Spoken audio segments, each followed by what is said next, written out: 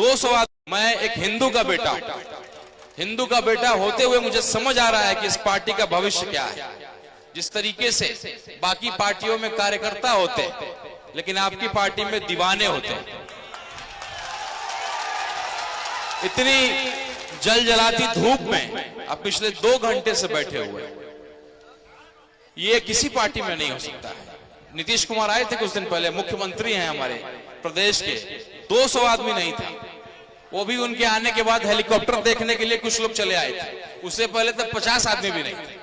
तो ये दीवानगी है। मजलिस के दीवाने जो आप हैं, असदुद्दीन ओवैसी साहब के जो दीवाने हैं, अख्तरुल इमाम साहब के जो दीवाने हैं, मुझे पूरा विश्वास है आप एक क्रांति लाने जा रहे हैं। एक बैरिस्टर साहब कुछ साल पहले हमारे चंपारण आए थे, जिनका नाम मोहनदास करमचंद गांधी था, और उन्होंने चंपारण का नाम न केवल देश में, पूरे विश्व में फैलाया, और कैसे शांति से क्रांति लाया जा सकता है उसका उदाहरण उन्होंने स्थापित किया।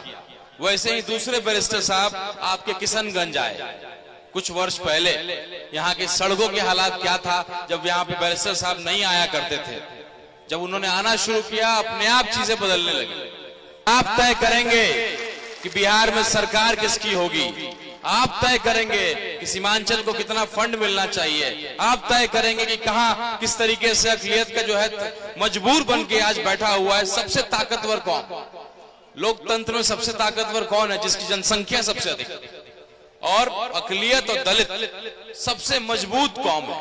लेकिन आज के डेट में सबसे कमजोर कौम, 17% जिसकी आबादी है उसको मिला है मात्र 2 टिकट, और 14% जिसकी आबादी है उसको मिला है 10 टिकट। मेरे पिताजी सांसद रहे शिवहर से।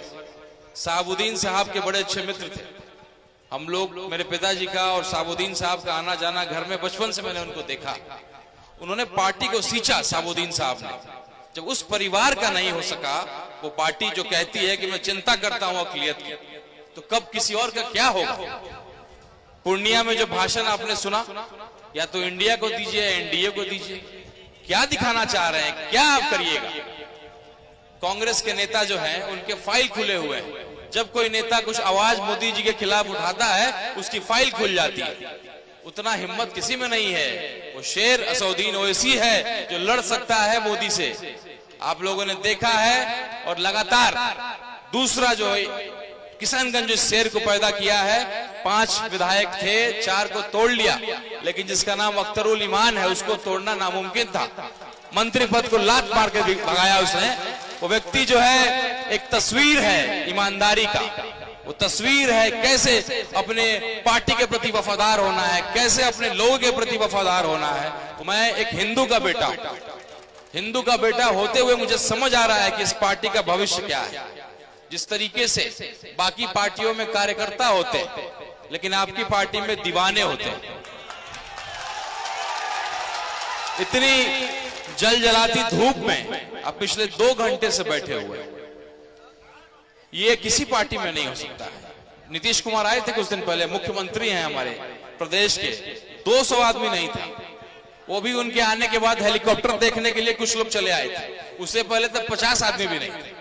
तो ये दीवानगी है। मजलिस के दीवाने जो आप हैं, असदुद्दीन ओवैसी साहब के जो दीवाने हैं, अख्तरुल इमाम साहब के जो दीवाने हैं, मुझे पूरा विश्वास है आप एक क्रांति लाने जा रहे हैं। बिहार की जो है सत्ता पे MIM बैठेगा, MIM तय करेगा किसकी सरकार बनेगी इंशाल्लाह।